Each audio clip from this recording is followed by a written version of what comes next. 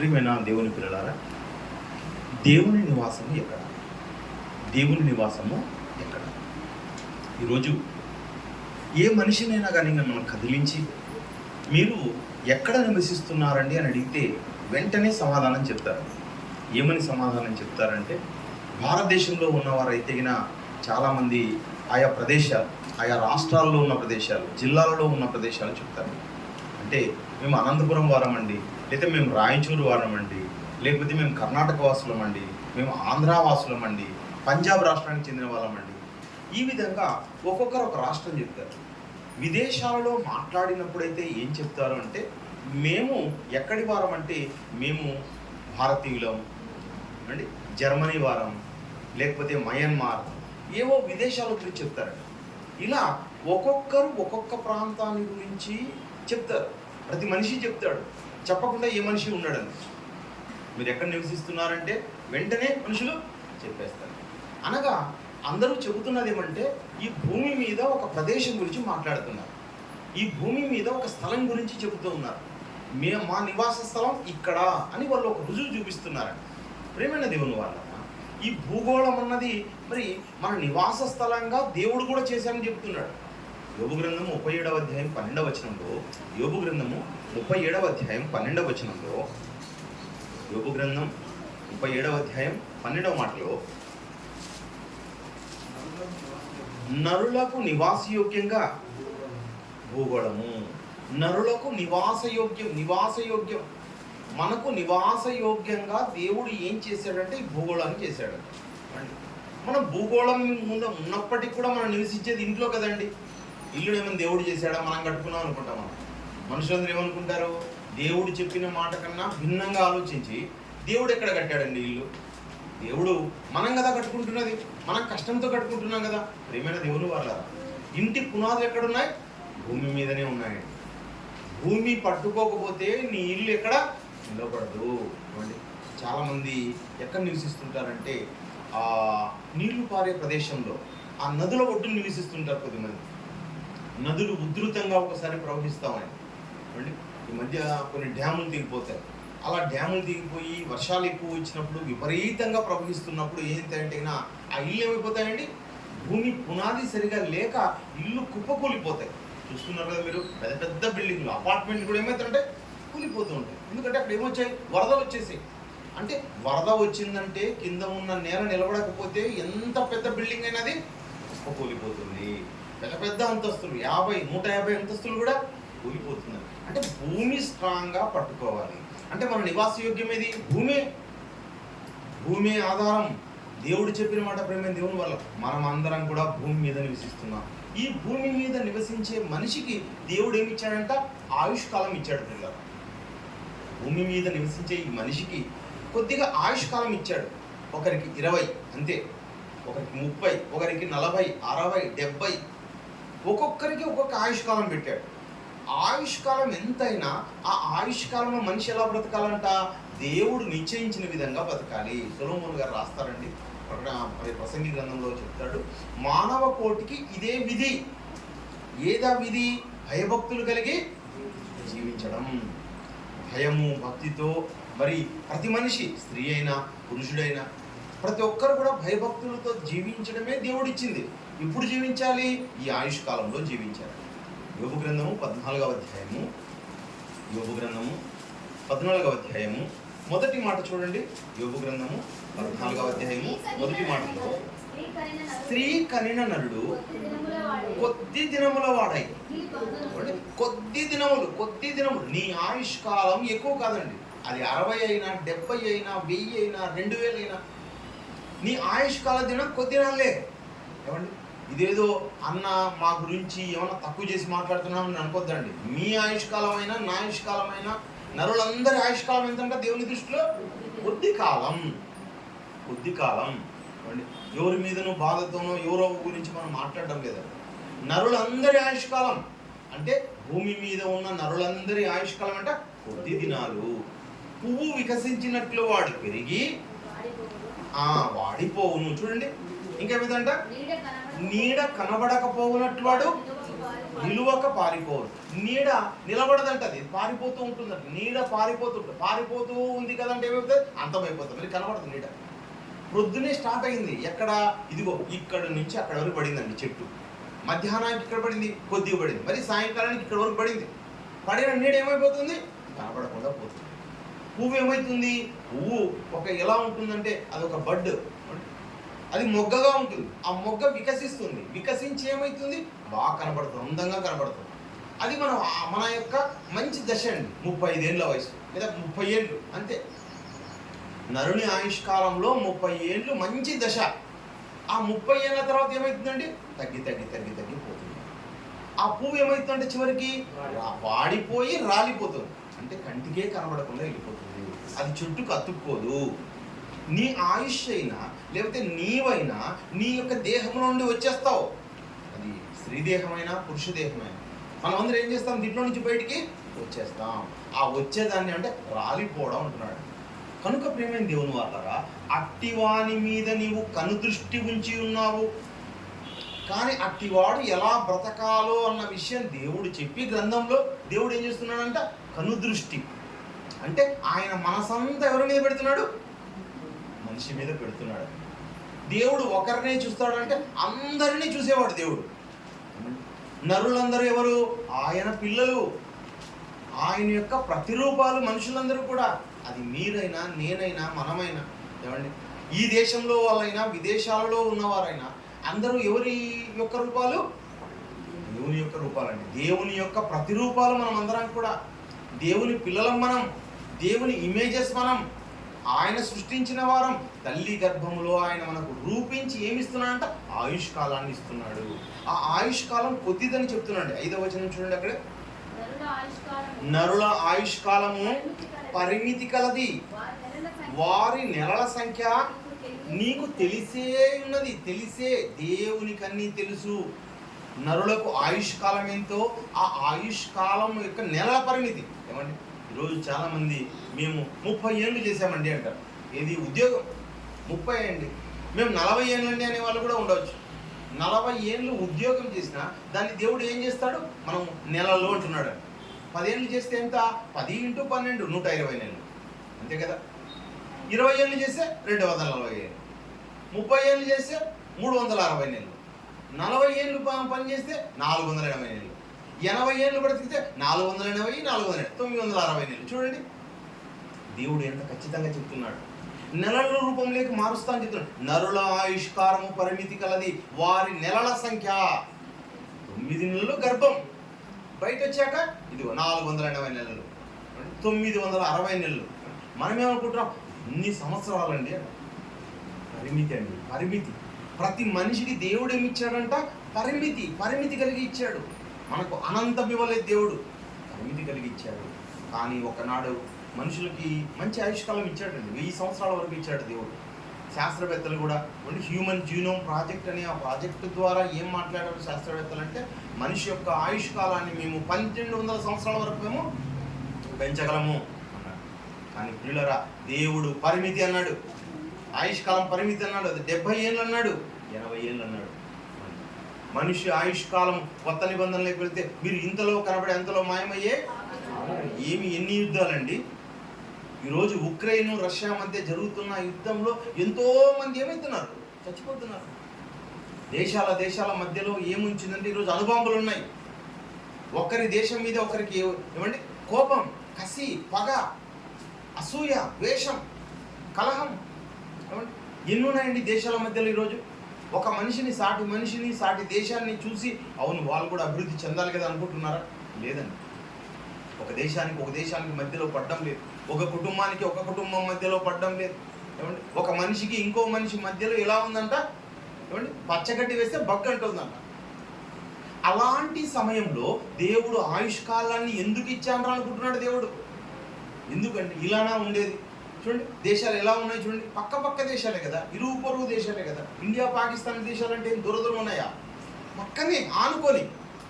Ukraine Russia అంటే ఆనుకొని, ఏమండి భార్యాభర్తలు అంటే ఆనుకొని పక్క ఉన్న వాళ్ళే.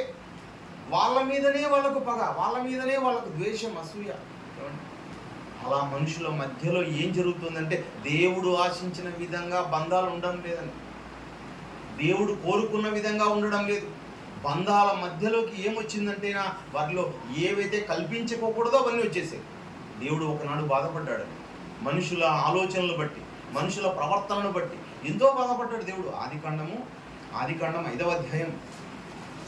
దేవుని సన్నిధిలో మనుషులు ఎలా ఉన్నారంటే 5వ అధ్యాయం 11వ వచనంలో,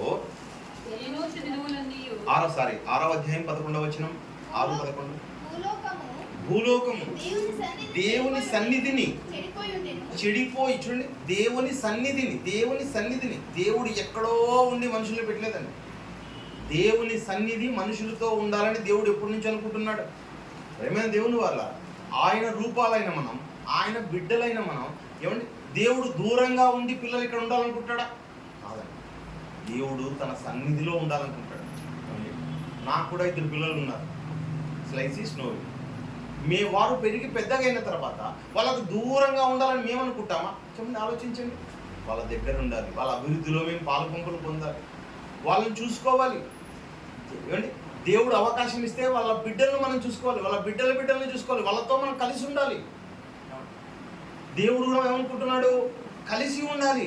మనుషులతో దేవుడు కలిసి ఉండాలనుకుంటా. ఆయన సన్నిధి, మీకు బిడ్డలు ఉన్నారు, ఆ బిడ్డలతోనే మనం ఉండాలనుకుంటామండి. ఆ బిడ్డలు ఎదుగుతూ ఉంటే, వాళ్ళు ఆనందపడుతూ ఉంటే చూసి ఆనందించాలనుకుంటాం, వాళ్ళని సరిచేయాలనుకుంటాం. ఏమండి, ఈరోజు మనుషులందరూ కూడా మనం ఏమనుకుంటాం అంటే మా తల్లిదండ్రులు మమ్మల్ని పెంచారండి, చాలా గొప్పగా పెంచారండి, అట్లా పెంచారు, ఇట్లా పెంచారనుకుంటాం. ఇంత అబద్ధం. నా బిడ్డల్ని కూడా నేను సరిగ్గా పెంచట్లేదు.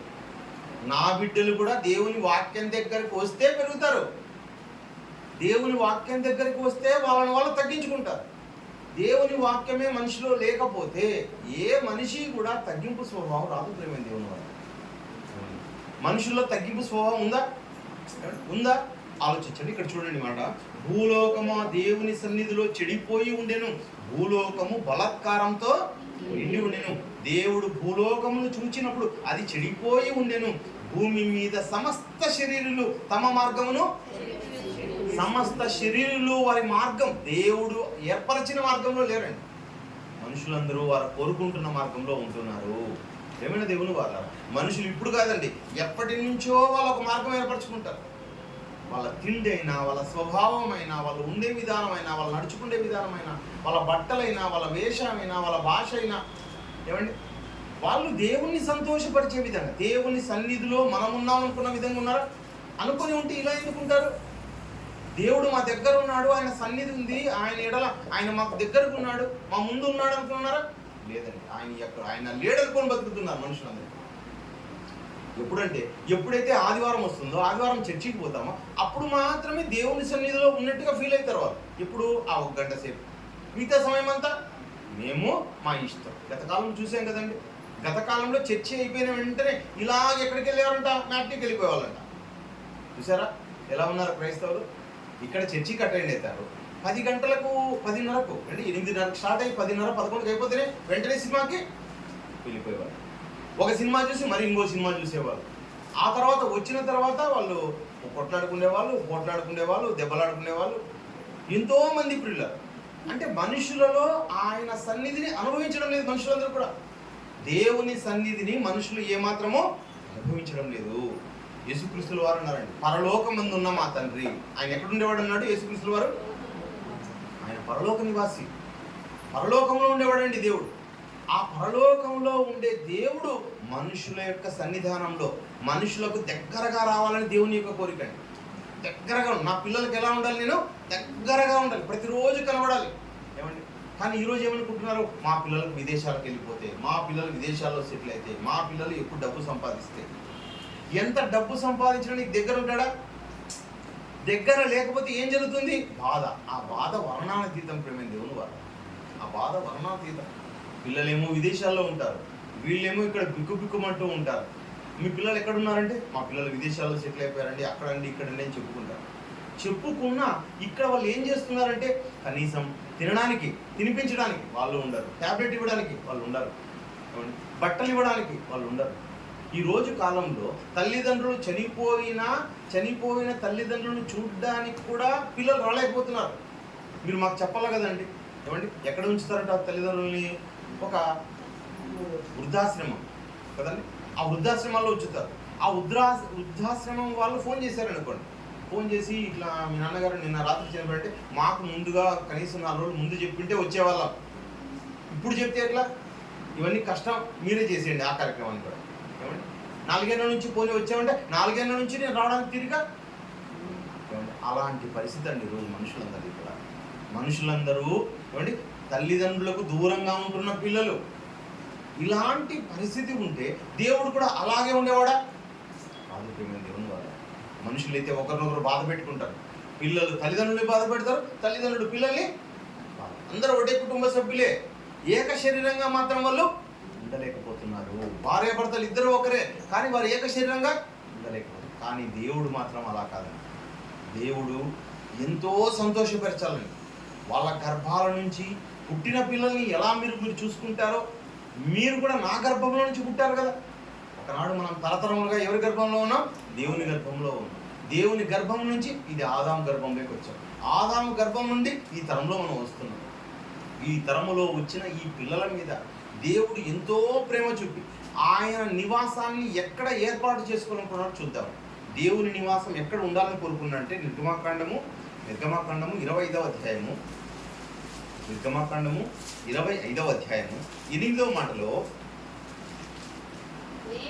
నేను వారిలో నివసించినట్లు వారు నాకు పరిశుద్ధ స్థలమును నిర్మింపవలెను. మందిరం యొక్క ఆ రూపమును దాని ఉపకరణములన్నిటినీ నిర్మింపవలెను. ప్రేమైన దేవుని వాళ్ళారా, ఒకనాడు దేవుడు ప్రత్యక్షపు గుడారంలో ఉండాలనుకుంటున్నాడు. దేవుని నివాసం ఎక్కడ ఉండాలనుకుంటున్నాడంట? ప్రత్యక్షపు గుడారంలో. ఎక్కడ ఎవరితో ఉండాలనుకుంటున్నాడు? ఇశ్రాయేళ్ల మధ్యలో ప్రత్యక్షపు గుడారంలోనే ఉండాలి. ఆ ప్రత్యక్షపు గుడారం యొక్క కొలతలు ఎలా ఉండాలో, దాన్ని ఎలా చేయాలో ఏం చేశాడంట? బెసలేలు అనే ఆయనకి నేను ఏం ఇచ్చానంటే ఆత్మనిచ్చాను, ఆత్మపూర్ణులుగా చేశాను. ఆయన చేస్తాడు, ఆయన ద్వారా చేయించండి. దానికి ఉపకరణాలు ఇలా ఉండాలి, అవి బంగారంతో చేయాలి. దేవుడు ఉండే స్థలాన్ని ఎట్లా చేయాలంటే బంగారం. మరియు 38వ వచనం చూడండి, 38వ వచనం అక్కడే 25వ అధ్యాయం 38వ వచనంలో, దాని కత్తెర చిప్పయు మేలిమి బంగారంతో చేయవలను. ఆ ఉపకరణములన్నీ 40 వీసల మేలిమి బంగారంతో చేయవలను. కనపరచబడిన వాటి రూపము చొప్పున. చూడండి, రూపాలన్నీ ఎవరికి చూపించాడంట? మోషేకి చూపించాడంట. అది ప్రత్యక్ష గుడారం ఎలా ఉండాలో నీకు చూపిస్తున్నాను. చూడండి, దేవుడు ముందుగానే రూపం చూపించాడు. ఆయనకు ఆ రూపం కనబడింది, ప్రత్యక్ష గుడారం యొక్క రూపం. అది ఎలా ఉండాలో, ఆ గంగాళాలు ఎలా ఉండాలో, దాని యొక్క రూపం ఎలా ఉండాలో అన్నీ చూపించి, ఆవరణం ఏదో, పరిశుద్ధ స్థలం ఏదో, అతి పరిశుద్ధ స్థలం ఏదో, ఇవన్నీ కూడా చూపించి ఇదిగో ఇలా చేయాలి మోషే అని చెప్పాడు. వాటినన్నింటినీ ఎలా చేయాలన్నాడంటే వాటి యొక్క ఉపకరణాలన్నీ మేలిమి బంగారంతో, దాంట్లో ఏ మాత్రము కల్తీ లేకుండా 24 క్యారెట్స్తో ఏం చేయాలంట? అది రూపొందించాలి. ఎందుకు అలా ఉండాలంటే సాక్షాత్తు దేవుడు ఎక్కడికి వస్తున్నాడు, దేవుడు వస్తున్నాడు. దేవుడే నివాసం ఎక్కడ ఉండాలనుకున్నాడంటే మనుషుల మధ్యలో. మన కన్నతండ్రి కదండి, ఏమన్నాడంటే ఇశ్రాయేలుని వీరు నా బిడ్డలు అన్నాడు, మీరు నా పిల్లలు అన్నాడు. కనుక వారి మధ్యలో నివసించాలని కోరుకున్నాడు. ప్రేమ దేవుని వారు అలా దేవుడు మందిరంలో ఉన్నాడు. ఆ మందిరంలో ఉన్న దేవుణ్ణి ఒకనాడు దావీదు గారు ఎక్కడి నుండి వచ్చినాడైనా? గొర్రెల దొడ్డిలో నుంచి వచ్చినవాడు. ఆ గొర్రెల దొడ్డిలో ఉన్న వాడిని తీసుకుని వచ్చి దేవుడు అంతఃపురంలో కూర్చోబెడితే, ఆ అంతఃపురంలో ఉన్న ఆయన ఒకరోజు తిరుగుతూ ఉన్నాడు. నేనేమో అంతఃపురంలో ఉన్నాను, మంచి వస్త్రాలు ధరిస్తూ ఉన్నాను, రాజవస్త్రాలు ధరిస్తున్నాను. దేవుడు చూడు ఎక్కడున్నాడు? దేవుడు ఎక్కడున్నాడంటే ఇదిగో గుడారాల్లో దేవుడు నివసిస్తున్నాడు. ఆ దేవుణ్ణి ఎలాగైనా ఒక మంచి మందిరం కట్టించాలి. దేవుని గురించి ధ్యానించిన వాడండి దావీదు అన్నాడండి. దావీదు దేవునికి ఇష్టానుసారుడైన మనుషుడు, దేవుని యొక్క హృదయంలోని ఉద్దేశాలన్నీ నెరవేర్చిన వాడు. అలాంటి దావీదు ఏం చేస్తున్నాడంటే దేవునికి ఏ విధంగానైనా దేవునికి ఏం చేయాలి? మంచి మందిరం కట్టించాలి, బంగారు దేవాలయం కట్టించాలి. ఆ బంగారు దేవాలయంలోనికి నేను కట్టించాలని ఒక స్థిర నిశ్చయంతో ఆయన కోరుకుంటే, కానీ దేవుడు ఏమన్నాడు, ఇదిగో నీ చేతితో వద్దు, నేనేం చెప్పలేదు, నేను అడగలేను లేదు, నువ్వు కట్టించమని అడగలేదు, కానీ నీలో ఒక ఆలోచన వచ్చింది, నీ ఆలోచన నేను స్థిరపరుస్తాను, కానీ నీ ద్వారా కాదు, కానీ నీ కుమారుని ద్వారా దాన్ని చేయిస్తాను. నీ కుమారుని ద్వారా చేయిస్తానంటే నువ్వు ఊరుకున్నాడా? మనం ఏమనుకుంటాం, నీ ద్వారా కాదండి, అది వాళ్ళ ద్వారా చేస్తానంటే సరే వాళ్ళు చేసుకుంటారు, మనకి అట్లా అనుకుంటాం. కానీ ఏం చేశాడంట, దానికి కావాల్సిన ఉపకరణాలన్నీ ఏమండి, ఏదైతే దేవదారు మానులు ఉన్నాయి, దేవదారు మానులన్నీ సేకరించి పెట్టాడట, బంగారం అంతా సేకరించి పెట్టాడట, ఇనుము ఏం అవసరమైతే ఉన్నాయో అవన్నీ ఏం చేశాడు, దాన్ని సేకరించి సేకరించి సేకరించి ఏవేవైతే ఉపకరణాలకు అవసరమైనాయో అవన్నీ సేకరించి జాగ్రత్తగా పెట్టిన వాడెవరు, దావీదండి. దేవుని యొక్క ఆలోచనలు చూడ ఎలా ఉన్నాయి ప్రేమైన దేవుని వల్ల. అలా దావీదు ముందుగా సేకరించి పెట్టాడు. దావీదు గారు ఏమండి 8వ అధ్యాయం చూడ ఒకసారి, రాజుల గ్రంథము, మొదటి రాజుల గ్రంథము 8వ అధ్యాయము 22వ వచనంలో ఇక్కడ దావీదు తర్వాత ఉన్న సొలొమోను ప్రార్థన చేస్తున్నాడు. దావీదు తర్వాత దావీదు కుమారుడైన సొలొమోను ప్రార్థన చేస్తున్నాడు. 22వ వచనం 8వ అధ్యాయం 22వ వచనంలో, చూచుచుండగా సొలొమోను నిలవబడి యెహోవా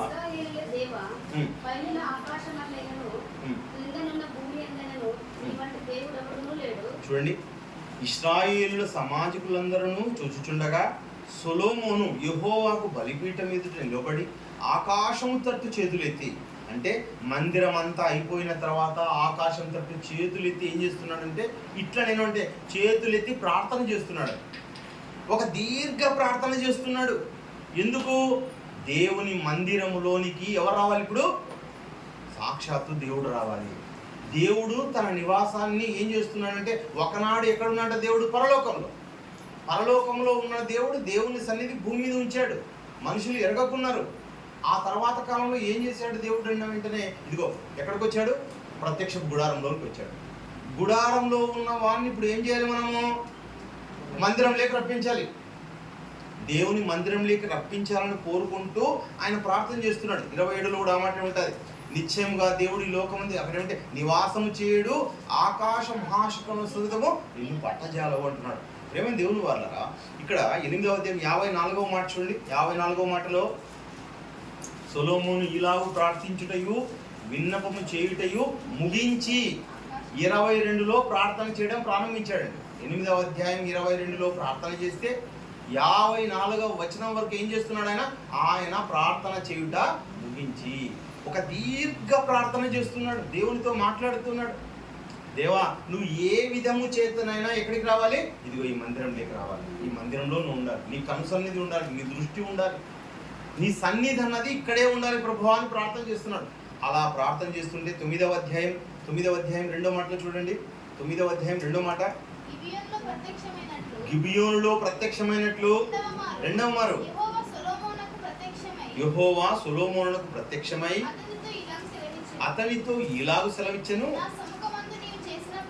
నా సముఖమందు నీవు చేసిన ప్రార్థన విన్నపములను నేను అంగీకరించి, నేను నీతో ఉంటాను, నువ్వు చెప్పినట్టుగా ఉంటాను, ఈ దేవాలయంలోకి వస్తాను, ఈ దేవాలయాన్ని పరిశుద్ధపరుస్తాను, నేను యెరూషలేము మందిరంలో నేను ఉంటాను. యెరూషలేము మందిరము దేవుని యొక్క నివాస స్థలం. ఏమండి, దేవుడు అందరిలో ఉండాలని కోరుకుంటున్నాడు, అందరితో ఉండాలని కోరుకుంటున్నాడు. దేవుడు ఒకరిని ప్రేమించి ఒకరిని దూరం చేసుకునేవాడు కాదు. అలాంటి మనసు దేవుంది కానే కాదు. దేవుడు అందరినీ ఇష్టపడేవాడని. సొలొమోను చేసిన ప్రార్థన ఆయనకు చాలా ఇష్టమైంది. అలా ఇష్టమై ఆయన అగ్నిని కూడా దింపాడు. అగ్నిని దింపి, ఇదిగో నీవు చెప్పినట్టుగా నేను వస్తాను. కానీ 6వ వచనంలో, అయితే మీరే కానీ మీ కుమారులే కానీ ఏ మాత్రమైనను నన్ను వెంబడించుట మాని నేను ఇచ్చిన ఆజ్ఞలను కట్టలను అనుసరింపక ఇతర దేవతలను కొలిచి పూజించిన. చూడండి, అదేమంటున్నాడంటే, నేనైతే మీతోనే ఉంటాను, కానీ మీరు కానీ మీ కుమారులు కానీ మీరేం చేస్తారు? మీరు నన్ను విడిచి ఇతర దేవతల వైపు తిరిగితే. చూడండి, దేవుడు కండిషన్, నేను ఎంతవరకు ఉంటాను మీతో? నేను చెప్పినట్టుగా ఉన్నంత వరకు మీతోనే ఉంటాను నేను. మీరు మానేస్తే మాత్రం, మీరు తిరిగితే మాత్రం నేనేం చేస్తాను? నేను అక్కడ ఉండను. నా సన్నిధి మీతో ఉండదు. నేను అక్కడి నుంచి ఏం చేస్తాను? వెళ్ళిపోతాను. అదే చెప్తున్నాను కింద మాటలు కూడా 7వ వచనంలో, నేను ఇశ్రాయేలుకి ఇచ్చిన ఈ దేశములో వారిని ఉండనీయక వారిని నిర్మూలన చేసి నా సముఖమందు నేను పరిశుద్ధపరచుకున్న ఈ మందిర సముఖంలో నుండి కొట్టివేసి, ఈ మందిరాన్ని కొట్టేస్తాను. నేను ఈ మందిరంలో నేను ఉండను. దేవుడు ఎప్పుడు ఉంటాడు? దేవుని సన్నిధి ఉండాలండి. ప్రేమైన దేవుని వారలారా, మీరు తిరిగితే నేను తిరుగుతాను. మీరు ఉంటే నేను ఉంటాను. నా సన్నిధి ఎప్పుడు ఉంటుంది? నేను ఎలా మిమ్మల్ని కన్నాను అంటే, ఇదిగో బాల్య దశలో ఉన్నారండి మీరందరూ కూడా. మనం అందరూ పిల్లలుగా ఉన్నాం. పసిపిల్లలు ఏముంటుందండి? కల్మషం లేని మనసు అండి. పసిపిల్లలు అన్నామంటేనే మంచి మనసు, కల్మషం లేని వారు.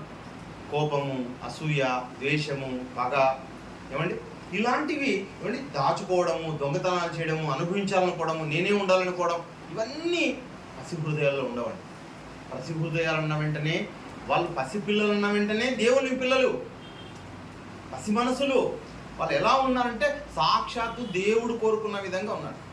మనుషులందరూ ఎలా ఉండాలని దేవుడు కోరుకున్నాడు? వయసులో ఎంత పెద్దవాళ్ళైనా మీరందరూ ఎలా ఉండాలి? పసిబిడ్డలాగా ఉండాలి. పాపము ఎరగని వాళ్ళండి. తల్లిని తండ్రిని వాళ్ళు కొట్టినా వాళ్ళ దగ్గరికి మళ్ళీ వచ్చేస్తారు, హత్తుకుంటారు వాళ్ళు. అలాంటి పసిపిల్లల్లాగా మీరు ఉండాలని దేవుడు కోరుకుంటున్నాడు. కానీ అలా కాకుండా మీరు నేను చెప్పిన విధంగా బ్రతకకపోతే నీ మధ్యలో నేను ఉండాలి. ఏమండి అలా చెప్తున్నాండి దేవుడు. మార్క్స్ వార్త 10వ అధ్యాయం, ఇందాక చదవబడిన వాక్య భాగం. మార్క్స్ వార్త 10వ అధ్యాయం 13వ వచనంలో, తన చిన్న బిడ్డలను ముట్టవలెనని కొందరు ఆయన యుద్ధకు తీసుకుని వచ్చిరి. గద్దించి చిన్న బిడ్డలను నా యుద్ధకు రానివిడి, వారిని ఆటంకపరచవద్దు. దేవుని రాజ్యం ఇలాంటి వారిదే. దేవుని రాజ్యం ఎలాంటి వారిదంట? చిన్న బిడ్డల లాంటిది, చిన్న బిడ్డల లాంటిది, పసిబిడ్డలది. పసిబిడ్డలదే పరలోకం అండి. పరలోకము ఎలాంటి వారిదంటే పసిబిడ్డల రూపం కలిగిన వారిదండి. రూపం అంటే ఎక్కడ? దేవుడు దేనిని లక్ష్య పెడతాడు? దేవుడు మానవ హృదయాన్ని లక్ష్య పెడతాడు, శరీరాన్ని లక్ష్య పెట్టేవాడు కాదు. నాకు 90 ఏళ్ళండి, దేవుడు ఏమంటాడు? నువ్వు పసిబిడ్డవు అంటాడు దేవుడు. నాకు 100 ఏళ్ళండి, 120 ఏళ్ళు, ఎన్ని ఏళ్ళన్నా కానీ దేవుని దృష్టిలో అందరూ పిల్లలే. ఏమండి ఆయన బిడ్డలే. మనం ఏమనుకుంటాం? వయసుని బట్టి నేను గొప్ప కదా, నాకు మర్యాద ఇవ్వాలి కదా, నేను ఎక్కువ కదా అనుకుంటాం. అంతే కదండి. ఒకరిని మరి తక్కువ చూడాలి కదా అనేది కూడా మనమే అనుకుంటాం. అందరిని ఎందుకండి సమానం చూస్తున్నారు? అది ఏమనుకుంటాం మనం? మనముగా మనం ఏం చేసుకుంటాం? ఏదో ఒక పొజిషన్లోకి వెళ్ళిపోతాం.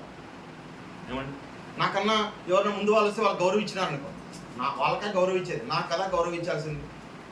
మన ఒక ఎంఈఓ ఉన్నాడు అనుకోండి, 25 ఏళ్ళ వ్యక్తిని గౌరవించినాడు అనుకోండి, గౌరవిస్తే మేము 50 ఏళ్ళు ఉన్నాం, 60 ఏళ్ళు ఉన్నాం, మమ్మల్ని కదా గౌరవించాల్సి. అంటే గౌరవించకూడదా వాళ్ళని? ఏమండి పాఠశాలలోకి వచ్చిన 1వ తరగతి పిల్లల్ని గౌరవించకూడదా? ఆయన ఇష్టం అది. అంటే ప్రేమ ఒకరి పట్ల చూపించిన వెంటనే ఇంకోరు ఏమనుకుంటారంట, నా పట్ల కూడా చూపిస్తారు. అందరి పట్ల ప్రేమ ఉంటుంది, కానీ వాళ్ళ పట్ల చూపించిన ప్రేమను బట్టి మనం మచ్చరపడకూడదు. ప్రేమ దేవుడు మనం ఎవరిని ప్రేమించినా, వాళ్ళని ప్రేమించినా, ఇంకొకరిని ప్రేమించినా, మనం ఎప్పుడూ కూడా మత్సరం అనేది మనలో ఉండకూడదు, కల్మషం అనేది మనలో ఉండకూడదు. దేవుని పిల్లల్లో అలా ఉండకూడదు. ప్రేమ దేవుని వారు. దేవుడు మనకు రూపాన్ని ఇచ్చాడు. ఎక్కడిచ్చాడు? గర్భంలో. ఒక స్త్రీ దేహం, ఒకరికి పురుష దేహం, ఆ దేహాల్లో ఉన్న అవయవాలు. అదేవిధంగా వారి పట్ల దేవునికి ఉన్న ప్రేమ, దేవునికి ఉన్న వాత్సల్యత, ఆ వాత్సల్యతను బట్టే ఈ మట్టి మనుషులమైన మనల్ని దేవుడు హెచ్చించాడు. అది కనుక్కున్నవాడు ఎవరంటే దావీదు కనుక్కున్నాడు ఆ విషయాన్ని. కేవలం మట్టినైన నన్ను నాకు ఇంత రూపంలోకి తీసుకొచ్చాడు దేవుడు, ఇంతగా నన్ను హెచ్చించాడు దేవుడు. ఏమంటే ఇందాక పునిసిమన్న గారు కూడా చక్కని పాట పాడారు. హెచ్చించినవాడు ఎవరంట? నాకు ఇచ్చిందంతా ఎవరంట? అంతా దేవుడే. అంతా దేవుడండి. నీకు భార్యనిచ్చినా, బిడ్డల్నిచ్చినా, పిల్లల్నిచ్చినా, ఉద్యోగాన్ని ఇచ్చినా, నీకు ఆలోచననిచ్చినా, నీకు మంచి మంచి ఆలోచనలు స్ఫురింపజేసినా దానికి కారణం ఎవరు? అంతా దేవుడే. అంతా దేవుడే. ఆ దేవుణ్ణి మనం ఏం చేయాలి? ధ్యానించాలి. కీర్తనల గ్రంథంలో దాన్ని అంటాడు కదా, 2వ వచనంలో ఏమంటున్నాడంటే, యెహోవా ధర్మశాస్త్రమును దివారాత్రములు ధ్యానించువాడు ధన్యుడు, ఆశీర్వదింపబడినాడు వాడు. దివారాత్రాలు ఆయన ధ్యానించాడు కనుక కనుక్కున్నాడు ప్రేమ దేవుని వల్ల. మా మట్టిలో ఉన్నవాణ్ణి నన్ను తీసుకొని వచ్చి దేవుడు ఇంత హెచ్చైన పొజిషన్లో, ఏమండి, భూమి మీద ఉన్న పక్షులు, జంతువులు, అవి ఎంత పెద్దవైనా కానీ అవి ఎప్పుడు కూడా ఎలా ఉన్నాయి, ఎప్పటి నుంచి అలాగే ఉన్నాయి, అలాగే ఉంటాయి. కానీ మనిషి చూడండి ఎంత టెక్నాలజీలో మారిపోతున్నాడో, ఎంత అభివృద్ధి చెందుతున్నాడో. దేవుడికి మన పట్ల ఎంత ప్రేమ అండి, ఏమండి, ఎంత ప్రేమ దేవుడు మనల్ని చూపిస్తున్నాడు అన్న విషయాన్ని మనం తెలియకుండా ఉన్నాం ప్రేమ దేవుని వల్ల. మీరంతా ఎవరు పెరుగుతున్నారు? ఎవరు మిమ్మల్ని పెంచుతున్నారు? దేవుని వాక్యం మమ్మల్ని పెంచుతుంది అనుకుంటున్నామా? లేదండి, మా తల్లి పెంచుతుంది, మా తండ్రి పెంచుతున్నాడు. దేవుడు మనల్ని పెంచడం లేదనుకుంటున్నాం. అందుకని మనం దేవుని వాక్యంలో పెరగలేకపోతున్నాం. పెంపకానికంతా ఎవరిని చూస్తున్నాం మనం? మా డబ్బు మమ్మల్ని పెంచుతుందండి, మా ఉద్యోగం మమ్మల్ని పెంచుతుందండి, మా ఉద్యోగం మా అవసరతలు తీరుస్తుందండి. దేవుడు పెంచుతున్నాడు అనే ఆలోచన ఎవరైనా చేస్తున్నారా? ఏ మనిషి చేయడం లేదండి భూమి మీద. మనల్ని పెంచుతోంది సిబిటి, మనల్ని పెంచుతోంది దేవుని మాట. దేవుని మాటే మనల్ని ఈ స్థాయికి తీసుకొచ్చింది. దేవుని మాటే లేకపోతే మనం అధఃపాతాలానికి దిగిపోయే వాళ్ళం. అలా అనుకొని దేవుణ్ణి గొప్ప చేయాలి పిల్లలు. అలా చేస్తే నువ్వు ఎలా ఉంటావు? ఇదిగో చిన్న బిడ్డ మాదిరిగా ఉంటావు. చిన్న బిడ్డలు ఎలా ఉంటారు? కల్మషం లేని వారుగా ఉంటారు. దేవుడు పెంచే మనుషులుగా మనం ఉంటాం. దేవుని సన్నిధి ఎక్కడ ఉండాలని కోరుకుంటుంటే ఇదిగో మనలో ఉండాలని కోరుకుంటున్నాడు దేవుడు. ఒకనాడు నువ్వు కూడా పుట్టావు. ఎలా పుట్టావు? బాప్తిస్మం ద్వారా. ఏమండి, ఒకడు నీటి మూలంగాను ఆత్మ మూలంగాను జన్మిస్తేనే మనకు ఎక్కడికి వస్తారంటే అందరూ కూడా దేవుడున్న లోకానికి వస్తారు. ఒకనాడు దేవాలయం చూపించాడు, ఒకనాడు ప్రత్యక్ష గుడారం చూపించాడు, ఒకనాడు పరలోకం చూపించాడు. ఆయన నివాసం, పరలోకం ఆయన నివాసం, ప్రత్యక్ష గుడారం నివాసం, మందిరం నివాసం. ఆ మందిరంలో ఉన్న దేవుడు మళ్ళీ షిఫ్ట్ అవుతున్నాడు. దేవుడు షిఫ్ట్ అవుతూ ఉన్నాడు. దేవుడు మారుస్తూ ఉన్నాడు. తన నివాస స్థలాన్ని దేవుడు మారుస్తూ ఉన్నాడు. యోహాను సువార్త 3వ అధ్యాయం, యోహాను సువార్త 3వ అధ్యాయం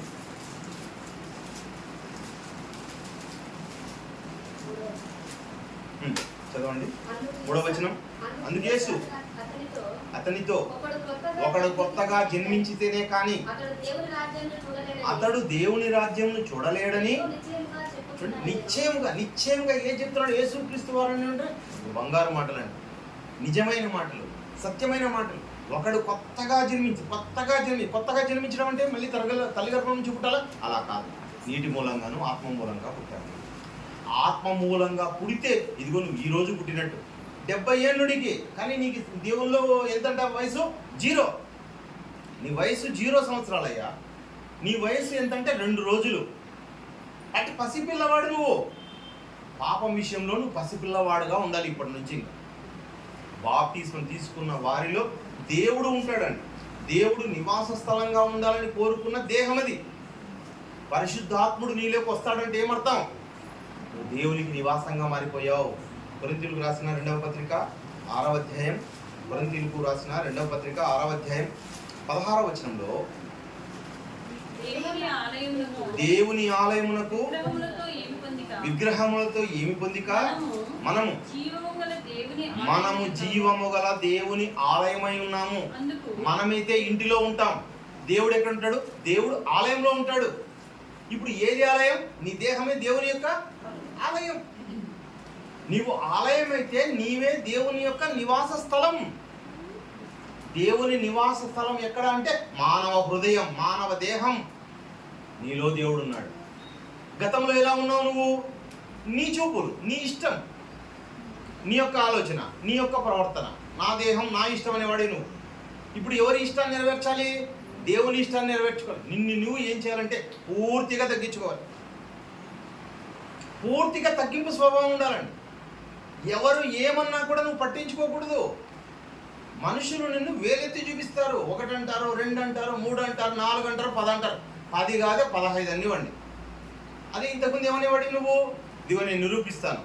ఏమండి, మనుషులు ఏమంటారు? ఎవరైనా ఏమనంటే నేను అలాంటి వాడిని కాదు, నేను కూర్చోబెట్టుకుందాం, నిరూపిస్తాం. మేమిది మనుషుల ఆలోచనలు అండి అవన్నీ. మనుషుల ఆలోచనలు అయితే అవే చేస్తారు. ఏమండి, యేసుక్రీస్తుల వారిని ఏమన్నారండి? తిండిపోతూ, తాగుపోతూ, మద్యపాని, వ్యభిచారి అంటే ఎవరన్నా ఎప్పుడన్నా అన్నారు అట్లా? ఎవరు అనలే కూడా అట్లా. కానీ ఆయన ఏమన్నారు? ఏలెత్తి చూపించారు. ఆయన ఏలెత్తి చూపించి మళ్ళీ అన్నారు. కానీ ఆయన ఎవరితోనూ ఏమండి ఏ డిబేట్కో ఏది నిరూపించుకోవడానికైనా పోలేదు. ఆయన ఏమన్నాడు? నేను పరిశుద్ధుడను అనే మాట ఆయనని ఏం చేశాడంటే ఆయన నిరూపించుకున్నాడు. అంటే ఆయన బ్రతుకు వరకు కూడా ఎవరితోనూ పోరాడలేదు, మనుషులతో పోరాడలేదు. ఆయన పాపంతోనే పోరాడు. ఏమైనా దేవుని వల్ల మనుషులు ఎవరో ఏమంటారని కాదు. భార్య తిట్టింది, తిడితే తిట్టనివ్వండి. ఏమండి తిట్టకూడదా? తిట్టనివ్వండి. పిల్లలు తిడతారు, తిట్టనివ్వండి. కానీ మనం ఎలా ఉండాలి? చిన్ని బిడ్డలను పోలిన వారై ఉండాలి. కోపం వచ్చిందనుకోండి, అవును వయసు రీత్యా కోపం వస్తుంది, అది సహజంగా వస్తుంది. కానీ దాన్ని నువ్వేం చేయాలి? పూర్తిగా కంట్రోల్ చేసుకోవాలి. నువ్వు నీ స్వాధీనంలో కాదు, దేవుని స్వాధీనంలోకి నువ్వు రావాలి. ప్రతి వారు చిన్ని బిడ్డలు పోలిన వారు ఉండాలండి. ఎవరికండి పరలోక రాజ్యం? చిన్ని బిడ్డలను పోలిన వారికి మాత్రమే పరలోకం. ఈ లోకంలో ఉన్నది ఏది మంది కాదు. నీ ఇల్లైనది కాదు, నీ ధనమైనది కాదు. నీవు అనుకుంటున్న నీ వారెవ్వరు నీ వారు కారండి. భార్య నాది అనుకుంటారు అనుకోండి. భార్య ఏదో తప్పు చేసింది అంటే ఈరోజు న్యూస్ పేపర్ చూడండి. భార్యను ఏం చేశాడంటే తల నరికేసాడంట, తీసుకొని పోయి పోలీస్ స్టేషన్లో లొంగిపోయినాడు. ఏం జరుగుతుంది? అన్నీ కూడా ఘోరమైన పరిస్థితులు అండి. వీళ్ళు నా వాళ్ళు అనుకోవడం, అది చేయడం, ఇది చేయడం, ఏదేదో చేయడం మనిషికి అర్థం కాలేదు. నువ్వు మొదటిగా దేవుని వాడిగా కావాలి. నువ్వు దేవుని వాడిగా అయితే నువ్వు దేవుని యొక్క కనుసన్నల్లో నీ యొక్క బ్రతుకుని ఏం చేసుకోవాలి? కాపాడుకోవాలి. నీ బ్రతుకును మొదటగా నువ్వు కాపాడుకోవాలి. ఒకనాడు ప్రేమైన దేవుని వాద ప్రతి వారు కూడా ఏం కాపాడుకున్నారంటే దేవునిలో ఉండి కాపాడుకున్నారు. ఏమండి? ఏలి ఉన్నాడండి, ఏలి యాజకుడు. కానీ ఏలి యాజకుడైనా దేవుడు ఎవరితో మాట్లాడటం లేదంట? ఏలితో మాట్లాడటం లేదంట. ఎవరితో మాట్లాడుతున్నాడు? చిన్న బిడ్డ అయిన సమూయేలుతో మాట్లాడుతున్నాడు. దేవునికి ఎవరంటే ఇష్టం? చిన్న బిడ్డలంటే ఇష్టం. ఆ మనస్తత్వం చిన్న వయసులో ఉండి దేవునికి లోబడేవారంటే చాలా ఇష్టం. దేవుడు అన్న వెంటనే మనసు చూసేవాడు.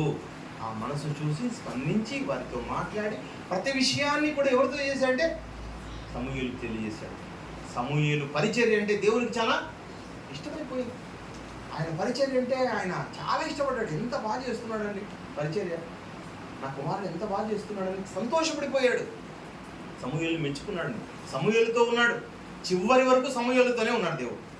అలా ఉండడానికి కారణం అంటే ఆయన చేసిన పరిచర్య అంటే చాలా ఇష్టంగా ఉన్నది. ఏమండి? దేవుని పిల్లలండి, ప్రవక్తలండి. ఒకనాడు ప్రవక్తలంతా ఏం చేశారంట? యెరూషలేములో ఉన్నవారు చంపేశారు. యెరూషలేమా ప్రవక్తలను చంపుదానా? ఏమండి? దేవుని పిల్లలను అంటేనా చంపేశారండి అందరూ కూడా. వాళ్ళు ఎలా మాట్లాడతారండి ప్రవక్తలు అంటేనే? ఒక బాప్తిస్మిచ్చి యోహాను ఉన్నాడు. ఆయన మాట్లాడితే ఎలా మాట్లాడతాడంట? సర్ప సంతానం అని మాట్లాడతాడంట, గద్దిస్తాడంట. ఏమండి? గద్దింపు ఎవరికైనా ఇష్టమా?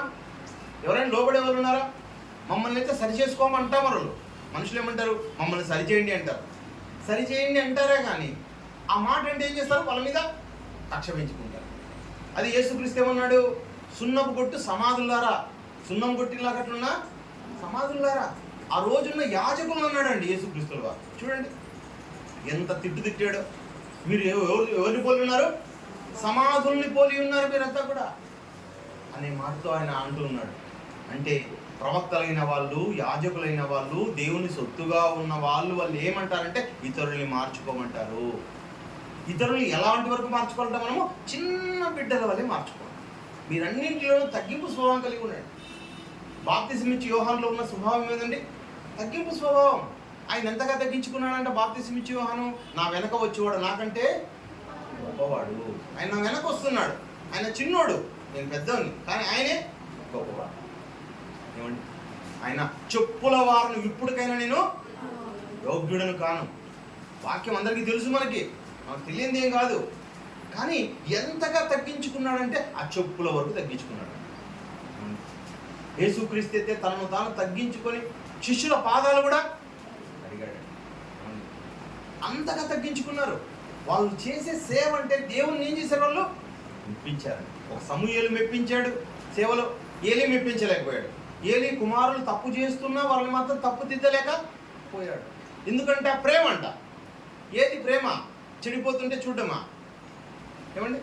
చెడిపోతున్నా కూడా చూస్తున్నారే కానీ వాళ్ళని మార్చాలనే ఆలోచన రావడం లేదండి. గద్దింపు లేదు. గద్దింపు స్వభావం ఉండాలి, గద్దింపు కూడా లోపడాలి. గద్దింపు లోపడకపోతే ఎవరేం చేయలేరండి. యేసుక్రీస్తు అన్నాడు, సున్నపోటీని సమాధుల్లాగా ఉన్నారు. అయ్యో మేము ఇంత ఘోరంగా ఉన్నామే, మేము మారతామని అన్నారా? మారలేదు. యూదాను కూడా ప్రేమించాడు ఆయన.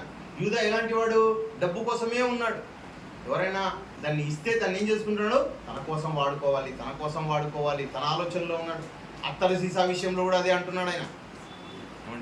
కానీ ఆడ జరిగింది ఏమంటే వాడు ఏమంటున్నాడంట, దాన్ని అమ్మి బీదలకు పంచవచ్చు కదా అంటున్నాడు. కానీ వాని స్వభావం వేరుగా ఉంది ప్రేమ దేవుని వల్ల. ఏమండి, ఈ దాచుకోవడం అన్న దేవుని స్వభావం పెద్ద స్వభావం, కానీ పిల్లల స్వభావం కాదు. పిల్లల స్వభావాన్ని పోలి ఉండాలి. అలా పిల్లల స్వభావం పోలి ఉన్న వారికి ఏమండి పరలోకం ప్రేమ దేవుని వల్ల. తిమోతికి రాసిన మొదటి పత్రిక, దేవుడు ఎలాంటి వాడో చూడండి. తిమోతికి రాసిన మొదటి పత్రిక 6వ అధ్యాయం 16వ వచనంలో, సమీపింపరాని తేజస్సు ఆయన మాత్రమే నివసించుచు అమరత్వం కలిగిన వాడు ఉన్నాడు. మనుషుల్లో ఎవడును ఆయన్ని చూడలేదు, ఎవడును చూడనేరడు. ఏమండి, మన తండ్రి యొక్క స్వరూపం అంటే సమీపింపరాని తేజస్సులో ఆయన మాత్రమే వసించుచు, ఆయన మాత్రమే నివసిస్తా అంటాడు. అలాంటి నివాసం నీలో ఉండాలని కోరుకుంటున్నాడు. సమీపింపరాని తేజస్సు నీలో ఉండాలి. పాపానికి నువ్వు ఎలా ఉండాలంటే సుదూరంగా ఉండాలి. పాపానికి నీకు సంబంధం లేదు. ఏమండి, పాపానికి మనకు ఎటువంటి సంబంధం లేనివాడుగా, ఒక నిష్కల్మషుడుగా, ఒక చిన్ని బిడ్డగా, ఏమండి కల్మషం లేనివాడుగా, మంచి రూపం కలిగిన వాడుగా, దేవుని యొక్క స్వరూపం కలిగిన వాడుగా నువ్వు ఉంటే నీలో వచ్చి నివసిస్తాడు. చూడలేని ఆయన నివసించే అవకాశం ఉందంట. మన కంటితో చూడలేం, కానీ ఆయన మనలో నివసిస్తాడు. అలాంటి వాడికి నివసించడానికి నువ్వేం కావాలి? యోగ్యం సంపాదించాలి, యోగ్యతను సంపాదించాలి. యోగ్యతను సంపాదిస్తే నీలో నివసిస్తాడు ఆయన. దేవుడు రావాలంటే నీలో ఏముండాలి? యోగ్యత. ఆయన నివసించడానికి కావలసిన యోగ్యతను సంపాదించాలి నువ్వు. ఏదా యోగ్యత? వినయం. వినయం అండి.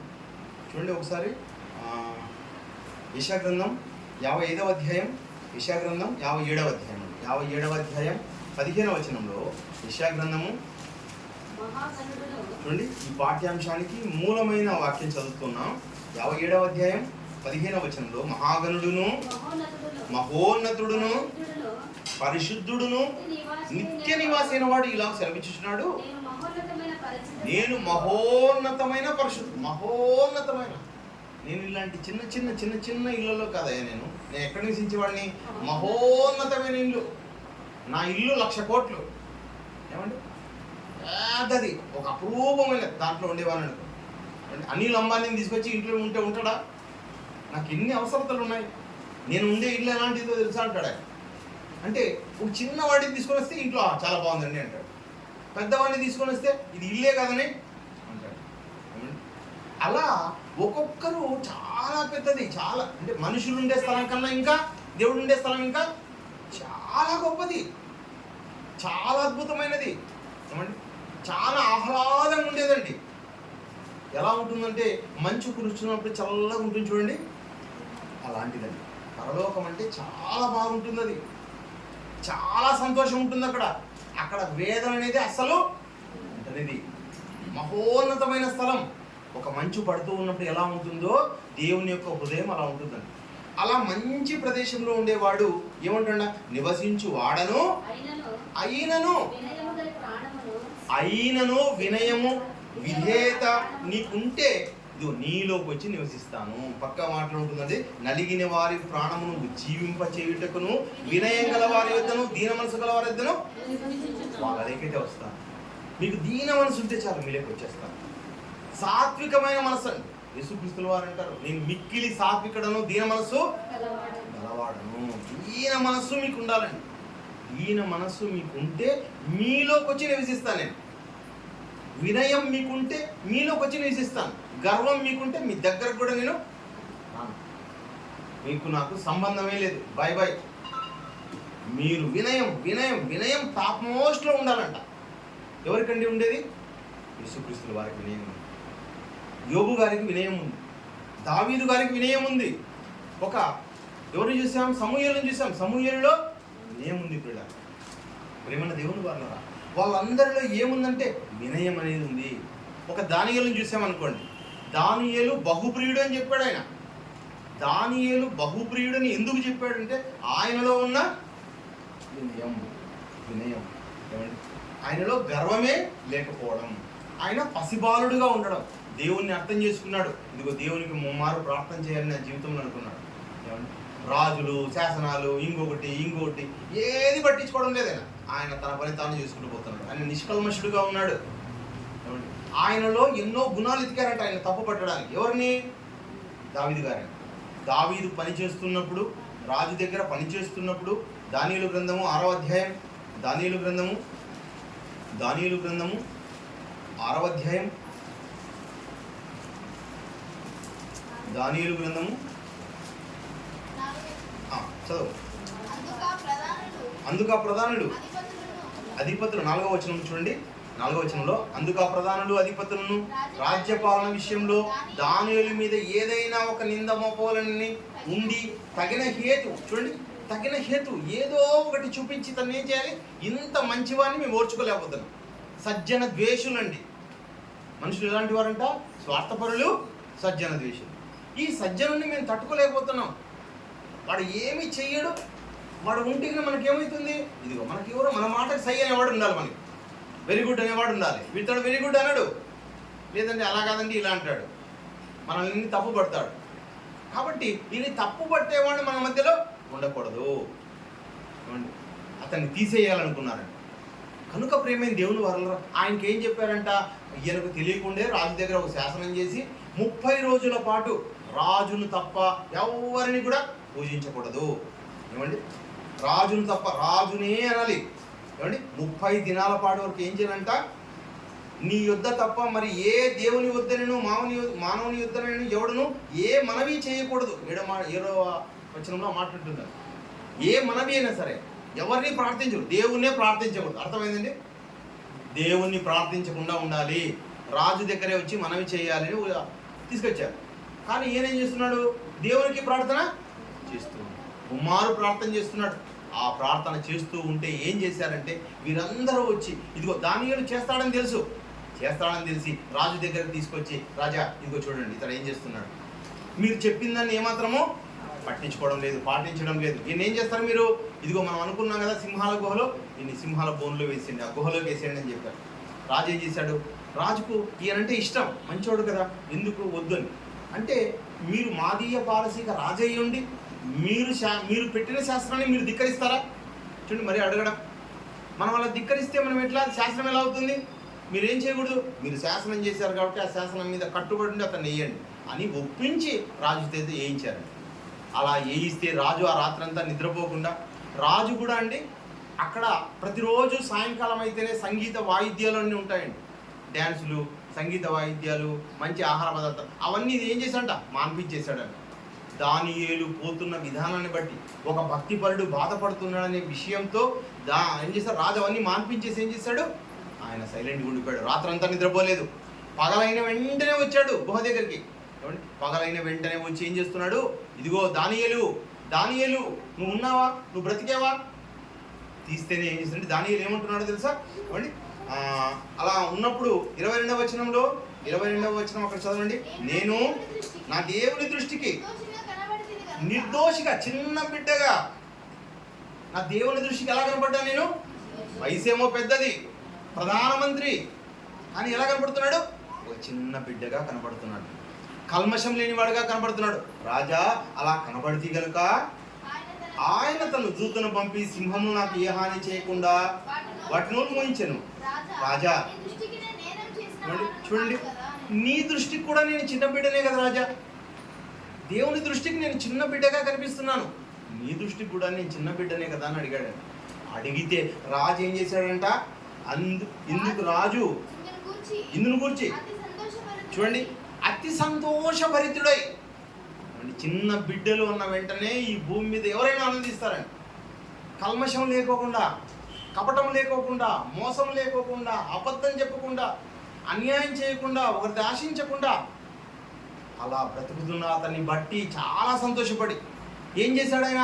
ఇదిగో నీ మీద తప్పెవరు మోపారో వాళ్ళను మాత్రం వేస్తానులే, వారి బిడ్డలను, వారి భార్యలను కూడా వేస్తాడంట. చూడండి, ఎందుకంటే కుటుంబం అంటే ఏమండి? వాళ్ళేండి కుటుంబం అంటే భార్య, భర్త, పిల్లలు. ఒకరు తప్పు చేస్తే ఇంకొకరు వాళ్ళే సరి చేసుకోవాలి. భర్త తప్పు లేకపోతుంటే భర్త తప్పులు, చిన్న చిన్న విషయాలు కాదండి తప్పులండి. అంటే ఆ విషయాలలో పోకోకుండా భార్యను భర్త కాపాడాలి, భర్తను భార్య కాపాడాలి, వారిద్దరిని పిల్లలు కాపాడాలి. వారు ఒకరికొకరు కాపాడుకోవాలి. లేదా భర్తను బట్టి ఎవరికి వచ్చింది తీర్పు అంతా? భార్యకి, పిల్లల మీదకి కూడా తీర్పు వచ్చింది. అందరినీ తీసిపోయి గుహలేకేశారు. ఇంతకుముందు నోరు మూసుకొని ఉన్నాయి కదా, ఇప్పుడు కూడా నోరు మూసుకున్నాయంటే వాళ్ళు పడగానే ఏం చేశాయంట? ఎముకల సమస్య మీద పొడి అయిపోయారు. ఏమండి? ఏమైనా దేవుని వాళ్ళారా? మనము చిన్న బిడ్డలను పోలిన వారమై ఉండాలి. యేసుక్రీస్తు చిన్న బిడ్డ అండి, ఒక సమూయేలు చిన్న బిడ్డ అండి, ఒక దానియేలు చిన్న బిడ్డగా ఉన్నాడండి. ఏమండి? అదేవిధంగా దావీదు కూడా ఎలా ఉన్నాడు? చిన్న బిడ్డగానే ఉన్నాడు. ఆయనకి ఎవరు దొరికారంట? వాళ్ళ మామైన సౌలే దొరికాడు చంపడానికి. అపకారికి ఉపకారం, అపకారికి కూడా ఏం చేశాడంట? ఉపకారం చేశాడు. ఆయన కూడా వదిలేశాడు. ఆయన్ను పట్టుకొని ఆయన ప్రాణాన్ని తీయవలసిన వాడు ప్రాణం తీయకుండా తన ప్రాణం తీసేకి వచ్చినా కూడా ఆయన ప్రాణాన్ని వదిలేశాడు. ఎంత మంచివాడు చూడండి అతడిని. అలా ఉండాలి ప్రియమైన దేవుని వారు. అలా ఉండడం వల్ల ఏమయ్యారంట? గొప్పగా దేవుని గ్రంథంలో లిఖించబడ్డారు వారందరూ కూడా. ఏమండి? ఈ దానియేలు ఎంత అంటే ఈయనండి చివరి శ్వాస వరకు అండి. ఏమండి? యేసుక్రీస్తుల వారు ఎక్కడి వరకు కాపాడుకున్నారంట? తండ్రి నా ఆత్మను నీ చేతికి, చివరి శ్వాస. వీళ్ళందరూ చివరి శ్వాస వరకు వాళ్ళని ఏం చేస్తున్నారు? కాపాడుకున్నారు.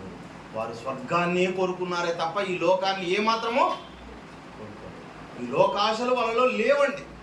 వాళ్ళు కోరుకున్నది స్వర్గం, వారు కోరుకున్నది పరలోకం. ఇక్కడున్న బ్రతుకంతా ఎలాంటి బ్రతుకు? దేవుణ్ణి ఘనపరిచే బ్రతుకు, దేవుణ్ణి మహిమపరిచే బ్రతుకుని కోరుకున్నారు. ఏమండి? అదేవిధంగా మనము ఎస్తేరుని చూస్తాం. ఎస్తేరుకు ఒక చిన్నాను ఉన్నాడు. ఆయన పేరు మొర్దెకై. ముగిస్తానండి, 2 నిమిషాలు ముగిస్తాను. మొర్దెకై ఉన్నాడు. ఆ మొర్దెకై ఎలాంటి వాడు అంటే ఏమండి? రాజు యొక్క గుమ్మం ఎదుట ఉన్నాడంట. ఏమండి? ఆ గుమ్మం ఎదుట ఉన్నవాడు ఎవరు? హామాను వస్తుంటే ప్రతి ఒక్కరు ఏం చేస్తున్నారంట? ముక్కుతూ ఉన్నారు, ఆయనకి నమస్కరిస్తూ ఉన్నారు. కానీ ఏం చేస్తున్నాడు? నేను యూదుడను, నేను అలా మొక్కడానికి లేదు అని చెప్పేసి ఇది ఎలా ఉన్నాడు? ఆయన ముక్కకుండా ఉన్నాడు. దాన్ని బట్టి హామాను అతన్ని ఏం చేశాడు? అతన్ని చంపాలని, అతన్నే కాదు యూదా వంశాన్నంతా నిర్మూలించాలనుకున్నాడు. అలా నిర్మూలించాలనుకుంటే ఎస్తేరుని ఏమండి? ఆమె పేరు హదస్సా. ఆమె ఎంత మంచిదంటే అండి ప్రియమైన దేవుని వాళ్ళరా, ఆమె నిజంగా అంతగత్తి అంట. నిజంగా అందమంతా ఉంది ఆమెకి, హదస్సాకి. అంత అందం ఉన్న రాజు దగ్గరికి పోయే విషయంలో చాలామంది ఆ హేగే దగ్గరికి వెళ్ళి నాకు ఇంకా అలంకరించండి, ఇంకా బంగారాన్ని ఇవ్వండి, ఇంకా వస్త్రాలు ఇవ్వండి, అక్కడ నాకు అలంకరించండి, ఇక్కడ అలంకరించండి, అందరూ అలంకరించుకుంటున్నారండి. కానీ హదస్సా మాత్రం ఆయన ఒకసారి అలంకరించిన తర్వాత ఏమీ కొరలేదండి. అందరినీ చూస్తూ ఉన్నాడు, అందరూ అడిగేవాళ్ళే. ఏమండి? కానీ ఈమె మాత్రం ఏం చేయలేదు? ఏమీ అడగలేదు. ఏమీ అడగనందుకు ఆమె పట్ల ఆయనకి ఏం పుట్టిందంట? దయ పుట్టిందంట. ఈరోజు దేవుణ్ణి కూడా ఏవేవో అడుగుతూ ఉంటాం అన్నీ. దేవా నాకు ఇది తక్కువైంది, అది తక్కువైంది, ఇవి నాకు, అవి నాకు, ఇవి. ఏమండి? ఏమి అడగని వారిని చూసి దేవునికి ఏమవుతుందండి? దయ పుడుతుంది. నువ్వు నీ కోసం కోరుకుంటే దేవుడికి దయ పుట్టదు. నువ్వు నీ పక్క వారి కోసం కోరుకుంటే దేవుడికి నీ పట్ల ఏం పుడుతుంది? దయ, కరుణ, జాలి. ఎంత మంచి వాళ్ళండి మీరు, పసిబిడ్డలండి. అలాంటి పసిబిడ్డ యొక్క స్వభావం ధరించుకొని రాజు దగ్గరికి వెళ్తే రాజు చంపేస్తాడని తెలిసి కూడా ఎవరు వెళ్ళారు? ఎస్తేరు వెళ్ళి ఏం చేసిందండి? వారి దగ్గర మొరపెట్టిందండి వాళ్ళ విషయం గురించి. అదేవిధంగా ఏమని చెప్పిందంటే, ఇదిగో నేను ఉపవాసం ఉంటాను, మీరు కూడా ఉపవాసం ఉండండి యూదులకు సూచించిందండి. ఆమె వెళ్ళడం వలన జరిగినది ఏమి అంటే ఇదిగో దేవుడు కూడా కలుగజేసుకొని వారిని ఏం చేసిందంట? అత్యున్నత స్థాయికి పెంచాడండి. ఒక మొర్దెకై ఏం చేసేవాడు? ఆయన చనిపోవాల్సిన పరిస్థితి. కానీ మొర్దెకై ఏమయ్యాడు తెలుసా? ప్రధానమంత్రి అయిపోయాడు. ఇది 10వ అధ్యాయం చివరి అధ్యాయంలో ఉంటుంది ప్రేమ దేవుని వల్ల. అంటే అంతగా ఏం చేశాడంట? అంతగా దేవుడికి ఇచ్చిచ్చాడు. అంటే చిన్న బిడ్డలను పోలి నువ్వు చేసే యొక్క ఆలోచనలో దేవుడు ఉంటాడు.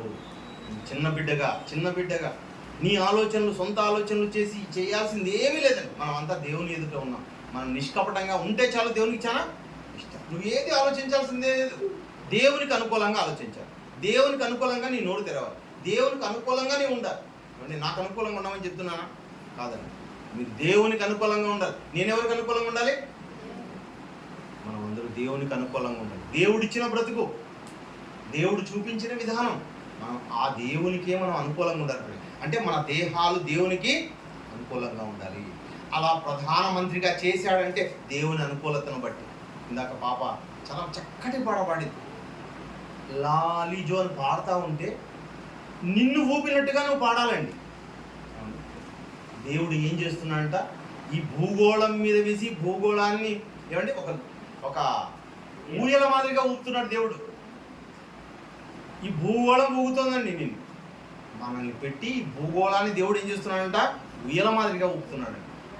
చిన్న బిడ్డలంటే మనం ఎంతో ఇష్టపడతాం, ఎంతో ప్రేమిస్తాం, వాళ్ళ కోసం ఎంతో త్యాగం చేస్తాం. నిద్రను త్యాగం చేస్తాం, ఆకలిని త్యాగం చేస్తాం, అన్నిటినీ చిన్న బిడ్డల విషయంలో త్యాగం చేస్తాం. అలా దేవుడు త్యాగం చెయ్యాలి అంటే మనలో ఆ చిన్న బిడ్డ స్వరూపమైన ఆ నిష్కపటత్వం, నిర్మలత్వం, ఏమండి, ఆ కలంకం లేని హృదయం, మంచి మనస్సు, ఏమండి, అది మనకు ఉండాలి పిల్ల. అది లేకపోతే నువ్వు పెద్దవాడివే. పెద్దవాడిని ఎవరైనా ఎత్తుకుంటారా అండి? ఎవరు ఎత్తుకోరండి, ఎవరు మెచ్చుకోరండి. చిన్న రూపాన్ని అందరూ మెచ్చుకుంటారు, అందరూ లాలిస్తారు, ఆడిస్తారు. ఆ చిన్న బిడ్డ స్వరూపం పెద్దవాళ్ళలో ఉండాలి, కనబడాలి. పెద్దవాళ్ళలో కనబడాలి చిన్న బిడ్డల స్వరూపం. ఎప్పుడు నవ్వుతూ హాయిగా తుల్లుతూ, బాధలేమో ఉంటాయి కానీ నాకు బాధలు ఉన్నాయండి కాకుండా నేను ఆనందంగా ఉన్నానండి. ఆనందంగా, మనశ్శాంతిగా, ప్రశాంతంగా ఒక చిన్న బిడ్డ స్వరూపం ధరించుకొని ఒకరి మీద మనం ఏదో చేస్తున్నామని కాకుండా మనకిచ్చిన ఈ జీవితాన్ని దేవుని ఎదుటి గడపాలి. అలా గడుపుతూ ఉంటే విని ఆనందించి దేవుడు ఏం చేస్తాడంటే చాలా హెచ్చుస్తాయి. ఎస్తేర్ ఎవరు? వారందరూ చెరకొచ్చారు.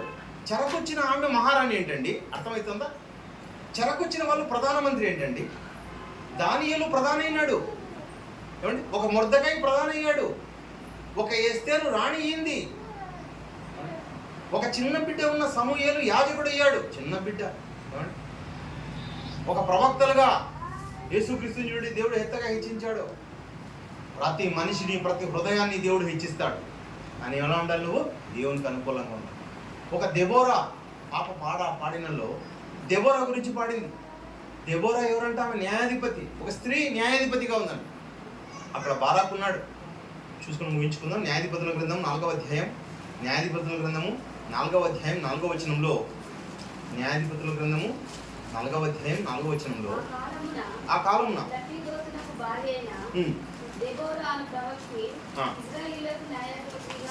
న్యాయాధిపతిగా ఉండెను ఆమె. చూడండి, చాలండి. ఆమె న్యాయాధిపతి, దెబోరా అనే ప్రవక్తి. అంటే ఆమె కూడా అంటే ప్రవక్తి. ఆమె న్యాయాధిపతిగా ఉంది. 8వ వచనంలో, బారాకు నీవు నాతో కూడా వచ్చిన ఎడల నేను వెళ్ళేదను కానీ నీవు నాతో కూడా రాని ఎడల నేను వెళ్ళనని ఆమెతో. ఒక సైన్యాధిపతి ఉన్నాడు అనుకోండి, అమ్మ నువ్వు వస్తే పోదామమ్మా, నువ్వు రాకపోతే నేను కూడా పోను. ఏమండి, ఒక స్త్రీని యుద్ధానికి రమ్మంటున్నాడు, మేము పోయి చేసుకొని వస్తాం అనడం లేదు. స్త్రీలు యుద్ధానికి నేను రానులే అనొచ్చు, కానీ ఏం చేసింది ఆమె? దెబోరా యుద్ధానికి సిద్ధమని వెళ్ళిందండి. ఈరోజు కూడా భారతీయులు ఏం చేశారంట? సింధూర్ అనే పేరుతో స్త్రీలే వెళ్ళి యుద్ధం చేశారంట. తెగువ అంటే స్త్రీలలో కూడా మగవాళ్ళు పురుషులు స్త్రీలని కాదండి. దేవుడిచ్చిన ఆత్మ ఎలా ఉండాలంటే నిష్కల్మషంగా ఉంటూ ఏ పనైనా మనం చేయాలి. ఆమె ఇప్పుడు కాదండి, ఎప్పుడో ఓ కాలానికి దెబోరా ఏం చేసిందంట? యుద్ధానికి వెళ్ళింది. ఆమె యుద్ధానికి వెళ్ళింది. 13వ వచనంలో, 13వ వచనం అంటే 12వ వచనం చూడండి.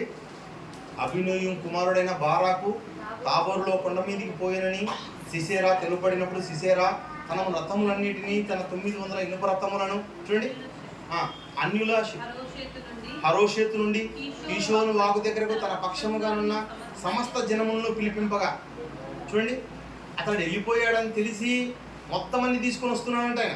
ఎన్ని? 900 ఇనుప రథాలు. ఆ రథాల మీద ఉన్న మనుషులు యుద్ధానికి వస్తున్నారు. అలా వస్తున్నప్పుడు దెబోరా దేవుణ్ణి కలిగిన దానిగా యుద్ధానికి వెళ్ళిందండి. అదే మాట చెప్తున్నాడు, దెబోరా లెమ్ము, యెహోవా సిసేరాను నా చేతికి అప్పగించిన దినం ఇదే, యెహోవా నీకు ముందుగా బయలుదేరినది కదా అని బారాకుతో చెప్పినాడు. బారాకు ఆ 10,000 మంది మనుషులను వెంట పెట్టుకుని దెబోరా కొండ మీద నుంచి దిగి వచ్చాను. చూడండి, బారాకు వారిని హతము చేయనట్లు యెహోవా సిసెరాను అతని రథములన్నిటిని అతనికి సర్వసేనను కలవరపరచగా సిసెరా తన రథం దిగి కాలినడగను. అంటే సిసెరానే అప్పగించాడు దేవుడు. ఇదిగో దెబోరా వెళ్ళింది. దెబోరా వెళ్ళడం వల్ల ఏమైందంటే ఇదిగో విజయం సాధించింది ప్రేమ దేవుని వల్ల. వీళ్ళందరూ ఎలా ఉన్నారంటే చిన్ని బిడ్డలను పోలి ఉన్నారు. మనం దావీదు అంటాం, కానీ దావీదు ఎలా ఉన్నాడంటే చిన్న బిడ్డగా ఉన్నాడు, దేవుణ్ణి సంతోషపెట్టేవాడుగా ఉన్నాడు. ఒక దానియేలు ఎలా ఉన్నాడంటే చిన్న బిడ్డగా ఉన్నాడు. యేసుక్రీస్తు ఎలా ఉన్నాడంట? చిన్న బిడ్డగా ఉన్నాడు. దేవుడు ఎవరిని గెలిపిస్తాడు అంటే ఆ చిన్న బిడ్డల మనస్తత్వం కలిగిన వారిని. దేవుడు ఎవరికి అత్యధికమైన విజయం ఇస్తాడంటే చిన్న బిడ్డగా ఉండాలి. చిన్న బిడ్డ అంటే కల్మషం లేకపోవడం. చిన్న బిడ్డ అన్న వెంటనే ఏమండి అప్పుడు అబద్ధాలు మాట్లాడకపోవడం, అదేవిధంగా చెడు ఆలోచనలు చేయకపోవడం. అలాంటి నిష్కల్మషమైన మనసు ఉన్నప్పుడు దేవుడు సంతోషించి వారి అత్యధికమైన విజయాన్ని దేవుడు ఇస్తాడు. అంతేకాని మనుషులు కల్మషం పెట్టుకొని అబద్ధాలు పెట్టుకొని మనసంతా కల్మషంతో నిండి ఉన్నట్లయితే వాళ్ళకు విజయం కాదు కదా, ఏది భూమి మీద దక్కదు, పరలోకం కూడా దక్కదు. కనుక ప్రేమైన దేవుని వల్ల దేవుడు ఈ చిన్ని జీవితాన్ని మీరు దేవుని కోసం ఖర్చు పెట్టండి. దేవుని యొక్క అదుపాజ్ఞలో ఉండండి. మొదటి నుంచి దేవుడు ఏం చెప్తున్నాడంటే అందరూ పెద్దగా అవుతున్నారే కానీ పెద్దగా మారిపోతున్నారు, స్వభావం మారిపోతుంది. కాబట్టి స్వభావాన్ని మళ్ళీ ఏం చేయమంటున్నాడు? మీరు చిన్న బిడ్డలను పోలి నడుచుకోండి అంటున్నాడు. కనుక మనం ఎవరినైతే చూసామో వారందరూ దేవుని యొక్క ప్రతిరూపాలుగా కనబడుతున్నారు, పెద్దలుగా ఉన్నారు. దేవునిది ఏ రూపం? దేవునిది చిన్న బిడ్డను పోలిన రూపం. దేవుడు గొప్పవాడు, కోట్ల సంవత్సరాల నుంచి ఉన్నవాడు, కానీ ఆయన రూపం చిన్న బిడ్డండి. దేవుడు అంటే పాపం చేసేవాడు కాదు, అన్యాయం చేసేవాడు కాదు, అక్రమం చేసేవాడు కాదు. కాబట్టి ఆ స్వరూపాన్ని పోలి నడుచుకుంటే దేవుడు మీలోకి వస్తాడు, నిన్ను చిన్న బిడ్డగా చేస్తాడు. ఆ చిన్న బిడ్డ స్వరూపం నిన్ను పరలోకానికి చేరుస్తుంది. ప్రార్థన చేసుకుంది. దయగలిగిన మా తండ్రి, మీకు వందనాలు స్తుతిస్తున్నాను తండ్రి. మేమందరం కూడా నాయన పసిబిడ్డలను పోలి నడుచుకోవాలని మీ తండ్రి మీరు సెలవిస్తున్నాను. కల్మషం లేని వారుగా, కోపం లేని వారుగా, అబద్ధం చెప్పని వారుగా తండ్రి, మోహపు చూపు అన్నది లేకున్న వారుగా తండ్రి, మరి దొంగతనానికి, వ్యభిచారానికి తండ్రి మేము దూరంగా ఉంటూ తండ్రి మమ్మల్ని మేము కాపాడుకుంటూ నీవు చెప్పిన ఈ గుణలక్షణాలు తండ్రి మేము కాపాడుకుంటూ చిన్న బిడ్డలను పోలి తండ్రి నడుచుకోవడానికి సహాయం చేయమని ప్రార్థిస్తున్నాం. చిన్న బిడ్డల పట్ల తండ్రి ఈ లోకం ఎంతటి ప్రేమ చూపిస్తుందో అంతటికి తండ్రి రెట్టింపు ప్రేమ తండ్రి మీరు పరలోకం నుంచి మా పట్ల చూపేవారై ఉంటున్నారు తండ్రి. అలా మిమ్మల్ని సంతోషపెట్టే మంచి పిల్లలుగా, మీ రూపం కలిగిన వారుగా తండ్రి మేము ఈ భూమి మీద బ్రతకడానికి సహాయం చేయమని ప్రార్థిస్తున్నాం. అలా తండ్రి ఒకనాడు ఒక సమూయేలు, దావీదు, దెబోరా, అదేవిధంగా తండ్రి ఒక దానియేలు, నీ పిల్లలైన వారు తండ్రి ఒక బాప్తిస్మ ఇచ్చే యోహాను, వారిని తగ్గించుకుని తండ్రి నీ స్వరూపంలో కనపడ్డారు తండ్రి. అలా మేము కూడా నైనా ఈ జీవిత కాలంలో తండ్రి, ఈ జీవిత కాలంలో మేము వీటిని ఆశించడం మిమ్మల్ని సంతోషపెట్టే మంచి పిల్లలుగా కనపడడానికి సహాయం చేయండి తండ్రి. సంఘాన్ని అభివృద్ధి పరుస్తున్న విధానం బట్టి మీకు వందనాలు చెల్లిస్తున్నాం. సంఘంలోని ప్రతి పిల్లలు తండ్రి మరి అందరితోనూ నాన్న కలిసిమెలిసి ఐక్యత కలిగి తండ్రి మరి జీవించే కృపను తండ్రి ప్రసాదించాలని ప్రార్థిస్తున్నాం తండ్రి. మరి తండ్రి యూనివర్సిటీలో జరుగుతున్న కార్యక్రమాలను బట్టి ప్రార్థిస్తున్నాం. చివరి రోజుగా తండ్రి మరి మినీ సెమినార్ జరుగుతుండగా మీ కృపని హస్తాన్ని ఉంచండి. నిన్నటి దినాన మంచి వాక్య కార్యక్రమాన్ని విన్నమేము తండ్రి. ఈ దినాన కూడా చివరి దినం తండ్రి మంచి మాటలను తండ్రి మీ కుమార్తె నోటకుండా విన్నాన్ని సహాయం చేయండి. మా జీవితాలను తండ్రి మరి మార్చుకున్న వారుగా ఫలవంతమైన జీవితాలను తండ్రి మేము మీ పట్ల చూపించి తండ్రి మీరున్న ఉన్నతమైన శ్రేష్టమైన లోపించే భాగ్యం అందరికీ దయచేయమని ప్రార్థన చేస్తూ సమస్త ఘనత మహిమను మీకు ఆరోపిస్తూ క్రీస్తునామములో ప్రార్థిస్తున్నాం తండ్రి.